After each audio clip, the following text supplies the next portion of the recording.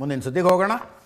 2-3 ದಿವಸದಲ್ಲಿ ಪ್ರಧಾನಿ ನರೇಂದ್ರ ಮೋದಿ ಅವರು ಸಚಿವ ಸಂಪುಟವನ್ನು ಪುನರ್ರಚನೆ ಮಾಡ್ತಾರೆ ಅಂತ ಸುದ್ದಿ ಬಹಳ ಜೋರಾಗಿ ಹರಿದಾಡ್ತಾ ಇದೆ. 3ನೇ ಅವಧಿಗೆ ಪ್ರಧಾನಮಂತ್ರಿಯಾಗಿ 2 ವರ್ಷಗಳನ್ನು ಪೂರೈಸಿದ್ದಾರೆ. Longest serving elected prime minister of India ಅನ್ನಿಸಿಕೊಂಡಿದ್ದಾರೆ ಪ್ರಧಾನಿ ನರೇಂದ್ರ ಮೋದಿ.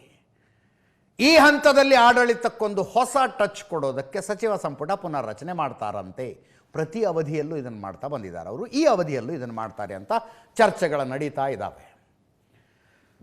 23ನೇ ತಾರೀಕು ರಾಷ್ಟ್ರಪತಿ ದ್ರೌಪದಿ ಮುರ್ಮು ಅವರನ್ನು ಭೇಟಿಯಾಗಿದ್ದರು. ಈ ವಿಷಯ ಚರ್ಚಿಸೋದಕ್ಕೆ ಅಂತ ದೆಹಲಿ ವಲಯದಲ್ಲಿ ಗುಸುಗುಸು ಭಾಳ ಹರಿದಾಡ್ತಾ ಇದೆ.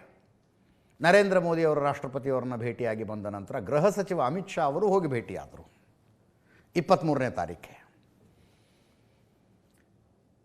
ಸಚಿವ ಸಂಪುಟ ಪುನರ್ರಚನೆ ಮಾಡ್ತೀನಿ ಅಂತ ಹೇಳೋದಕ್ಕೆ ರಾಷ್ಟ್ರಪತಿಗಳನ್ನು ಭೇಟಿಯಾಗಬೇಕಾಗಿಲ್ಲ. ಸಚಿವ ಸಂಪುಟ ಪುನರ್ರಚನೆ ಆದರೆ, ರೂಮರ್ಗಳ ಪ್ರಕಾರ ಆದರೆ ಅದೇ ಕಾರಣಕ್ಕೆ ಭೇಟಿಯಾಗಿದ್ರು ಅಂತ ಚರ್ಚೆ ಮಾಡೋದಕ್ಕೇನು ಅಡ್ಡಿ ಇಲ್ಲ. ಏನಂತೆ ಪುನರ್ರಚನೆ? ಹೆಸರುಗಳು ಹರಿದಾಡ್ತಾ ಇದ್ದಾವೆ. ಮುಂದಿನ 2 ವರ್ಷಗಳಲ್ಲಿ ಬರಲಿರುವ ವಿಧಾನಸಭಾ ಚುನಾವಣೆಗಳನ್ನು ಗಮನದಲ್ಲಿಟ್ಕೊಂಡು ಸಚಿವ ಸಂಪುಟ ಪುನರ್ರಚನೆ ಮಾಡ್ತಾರೆ ಅಂತ ಒಂದು ಚರ್ಚೆ 2027-28ರಲ್ಲಿ. ಯಾವ್ಯಾವ ರಾಜ್ಯಗಳಿಗೆ ಚುನಾವಣೆ? ಉತ್ತರ ಪ್ರದೇಶ, ಪಂಜಾಬ್, ಗುಜರಾತ್, ಕರ್ನಾಟಕ ದೊಡ್ಡ ರಾಜ್ಯಗಳಿವು. ಈ ರಾಜ್ಯಗಳಲ್ಲಿ ಚುನಾವಣೆಗಳಿದ್ದಾವೆ. ಇವುಗಳನ್ನು ಗಮನದಲ್ಲಿಟ್ಕೊಂಡು ಸಚಿವ ಸಂಪುಟ ಪುನರ್ರಚನೆ ಮಾಡ್ತಾರಂತೆ. ಸುಮ್ಮನೆ ಒಂದಷ್ಟು ಹೆಸರುಗಳು ಓಡಾಡ್ತಾ ಇರೋದು. ಇವು ನಿಜ ಆಗಬೇಕು ಅಂತಿಲ್ಲ. ಪ್ರಧಾನಿ ನರೇಂದ್ರ ಮೋದಿಯವರಿಗೆ, ಗೃಹ ಸಚಿವ ಅಮಿತ್ ಶಾ ಅವರಿಗೆ ಸರ್ಪ್ರೈಸ್ ಎಲಿಮೆಂಟ್ಗಳನ್ನು ಕೊಡುವುದು ಬಹಳ ಇಷ್ಟ. BJPಯ ನಾಯಕರುಗಳಲ್ಲಿ ಕೆಲವರಿಗೆ ಆತಂಕ ಇರುತ್ತೆ, ದೊಡ್ಡ ಹುದ್ದೆಯನ್ನು ಬಯಸ್ತಾ ಇರೋರಿಗೆ. ಮಾಧ್ಯಮಗಳಲ್ಲಿ ನಮ್ಮ ಹೆಸರು ಚರ್ಚೆಗೆ ಬರೋದು ಬೇಡ, ಮಾಧ್ಯಮಗಳಲ್ಲಿ ಚರ್ಚೆಗೆ ಬಂತು ಅನ್ನುವ ಕಾರಣಕ್ಕಾಗಿ ಹೆಸರು ತಪ್ಪಿಸುವಂಥ ಸಾಧ್ಯತೆ ಇರುತ್ತೆ ಅಂತ.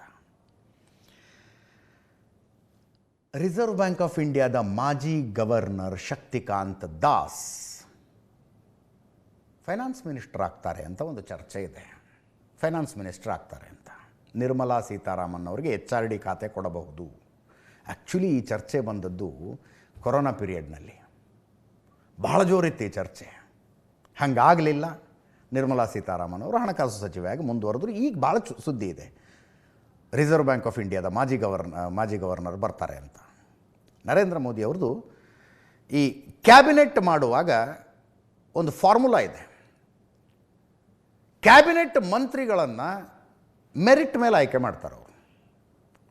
ಯಾರ ಬ್ಯಾಕ್ಗ್ರೌಂಡ್ ಏನು, ಎಕ್ಸ್ಪರ್ಟೈಸ್ ಏನು, ಯಾವ ಇಲಾಖೆಯನ್ನು ಕೊಟ್ಟರೆ ಅವರು ನಿಭಾಯಿಸಬಲ್ಲರು ಅದರ ಮೇಲೆ ಆಯ್ಕೆ ಮಾಡ್ತಾರೆ. ಉಳಿದಂತೆ ಸಾಮಾಜಿಕ ನ್ಯಾಯ, ಜಾತಿ ಸಮೀಕರಣ, ರಾಜ್ಯಗಳ ಸಮೀಕರಣ, ಯಾವ ರಾಜ್ಯದಿಂದ ಯಾರ್ಯಾರಿಗೆ, ಇದೆಲ್ಲವನ್ನೂ ಮಾಡುವುದು ಸ್ಟೇಟ್ ಮಿನಿಸ್ಟರ್ಗಳ ಆಯ್ಕೆಯಲ್ಲಿ. ಈ ಸಲ ಹಂಗೆ ಪಾರ್ಲಿಮೆಂಟ್ ಇರೋದ್ರಿಂದ ಅಂದುಕೊಂಡ ಮಟ್ಟಿಗೆ ಅದನ್ನು ಮಾಡೋದಕ್ಕಾಗಿಲ್ಲ. ಬಟ್ ಜನರಲ್ ಫಾರ್ಮುಲಾ ಅದನ್ನು ಫಾಲೋ ಮಾಡ್ತಾರೆ. ಅನುರಾಗ್ ಠಾಕೂರ್ ಬರ್ತಾರಂತೆ. ಶ್ರೀಕಾಂತ್ ಶಿಂಧೆ, ಶಿವಸೇನೆಯ MP ಏಕನಾಥ್ ಶಿಂಧೆ ಅವರ ಮಗ. ಈ 2ನೇ ಸಲ ಶಿವಸೇನೆ ಉದ್ಧವ್ ಠಾಕ್ರೆ ಬಣವನ್ನು ವರ್ಟಿಕಲಿ ಸ್ಪ್ಲಿಟ್ ಮಾಡಲಾಯ್ತಲ್ಲ. 9 ಸಂಸದರ ಪೈಕಿ 6 ಜನರನ್ನ ಕರ್ಕೊಂಡು ಬಂದರು. ಅದನ್ನು ಮಾಡಿದ್ದು ಈ ಶ್ರೀಕಾಂತ್ ಶಿಂಧೆ ಅಂತೆ. ಆ್ಯಸ್ ಅ ಪ್ರೈಸ್ ಕ್ಯಾಬಿನೆಟ್ ಅಲ್ಲ, ಸಚಿವ ಇದರಲ್ಲಿ ಒಂದು ಅವಕಾಶ ಸಿಗಬಹುದು ಈ ಸಲ ಅಂತ. ರಾಘವ್ ಛಡ್ಡಾ ಅಥವಾ ಅಶೋಕ್ ಮಿತ್ತಲ್ ಇಬ್ಬರು ರಾಜ್ಯಸಭಾ ಸದಸ್ಯರು.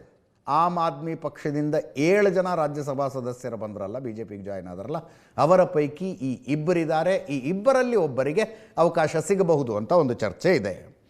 ಅರುಣ್ ಗೋವಿಲ್ ಮೀರತ್ನ ಸಂಸದ, ಉತ್ತರ ಪ್ರದೇಶದಿಂದ ಆಯ್ಕೆಯಾಗಿದ್ದಾರೆ. ಆ ಹಿಸ್ಟಾರಿಕಲ್ ರಾಮಾಯಣ ಸಿರೀಸ್ ಪ್ರಸಾರ ಆಯ್ತಲ್ಲ ಧಾರಾವಾಹಿಯ ರೂಪದಲ್ಲಿ, ಅಧಿಕಾರಿ ಬ್ರದರ್ಸ್ ಮಾಡಿದ್ದು, ಅದರಲ್ಲಿ ರಾಮನ ಪಾತ್ರವನ್ನು ವಹಿಸಿದ್ದಂಥ ಅರುಣ್ ಗೋವಿಲ್ ಕ್ಯಾಬಿನೆಟ್ನಲ್ಲಿರಬಹುದು ಅಂತ. ತರುಣ್ ಚುಗ್ 2026ರಲ್ಲೇ ರಾಜ್ಯಸಭೆಗೆ ಆಯ್ಕೆಯಾದವರು. ಸಂಜಯ್ ದೀನಾ ಇತ್ತೀಚೆಗಷ್ಟೇ ಉದ್ಧವ್ ಠಾಕ್ರೆ ಬಣದ ಶಿವಸೇನೆಯಿಂದ ಶಿವಸೇನೆಗೆ ಬಂದಿದ್ದಾರೆ. ಏಕನಾಥ್ ಶಿಂಧೆ ಅವರನ್ನು ಜಾಯ್ನ್ ಆಗಿದ್ದಾರೆ. ವಿಷ್ಣುದತ್ ಶರ್ಮಾ ಮಧ್ಯಪ್ರದೇಶದ BJP ಅಧ್ಯಕ್ಷರು ಬರಬಹುದು ಅಂತ. ಗೇಟ್ ಪಾಸ್ ಸಾಧ್ಯತೆ, ಧರ್ಮೇಂದ್ರ ಪ್ರಧಾನ್ ಗೇಟ್ ಪಾಸ್ ಸಿಗಬಹುದು. ಇದನ್ನು ಈಗೋಗಿ ತಗೊಂಡ್ರೆ ಕಷ್ಟ. ಧರ್ಮೇಂದ್ರ ಪ್ರಧಾನರನ್ನು ಈ ಹಂತದಲ್ಲಿ ಕೈಬಿಟ್ಟರೆ ಇದೇನೋ ಕಾಕ್ರೋಚ್ ಪಾರ್ಟಿ, ಜನ್ಜಿ ಪ್ರೊಟೆಸ್ಟು ಇದಕ್ಕೆ ಮಣಿದರು ಅನ್ನುವ ಮೆಸೇಜ್ ಹೋಗುತ್ತೆ. ಬೇಡ, ಇರಲಿ ಕ್ಯಾಬಿನೆಟ್ನಲ್ಲಿ ಅಂತ ಅನ್ಕೊಂಡ್ರೆ ಹೇಳೋದಕ್ಕೆ ಬರೋದಿಲ್ಲ. ಹರ್ದೀಪ್ ಸಿಂಗ್ ಪುರಿ ಯುದ್ಧದ ನಂತರದ LPG ಸಪ್ಲೈಯನ್ನು ಸರಿಯಾಗಿ ಹ್ಯಾಂಡಲ್ ಮಾಡಿಲ್ಲ ಅನ್ನುವ ಅಸಮಾಧಾನ ಇದೆಯಂತೆ. ರವನೀತ್ ಸಿಂಗ್ ಆಹಾರ ಸಂಸ್ಕರಣಾ ಮತ್ತು ಕೈಗಾರಿಕೆಗಳ ರಾಜ್ಯ ಸಚಿವ, ಪಂಕಜ ಚೌಧರಿ ಹಣಕಾಸು ಇಲಾಖೆಯ ರಾಜ್ಯ ಸಚಿವ. ಇಷ್ಟು ಸರ್ಜರಿ ಆಗಬಹುದು ಅಂತ ಚರ್ಚೆ ಇದೆ. ನೋಡೋಣ, ಭಾನುವಾರ ಅಥವಾ ಸೋಮವಾರ ಪುನರ್ರಚನೆ ಅಂತಾರೆ. Will let you no.